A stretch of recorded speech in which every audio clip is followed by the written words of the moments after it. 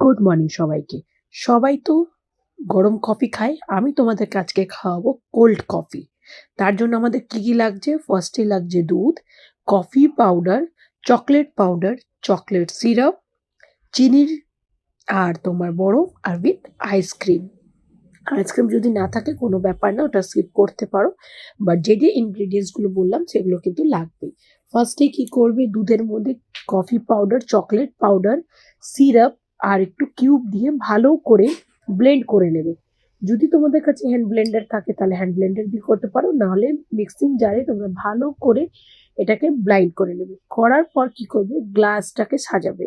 কি দিয়ে সাজাবে? তো চকলেট সিরাপ দিয়ে বেশ ভালো করে চারিপাশটা একটু ডেকোরেট করে দেবে। করে তুমি গ্লাসটাকে সার্ভ করতে পারো। দারুণ লাগে। গরমকাল তো পড়েই গেল, এবার এটা কিন্তু খাওয়া খুবই দরকার। টাটা।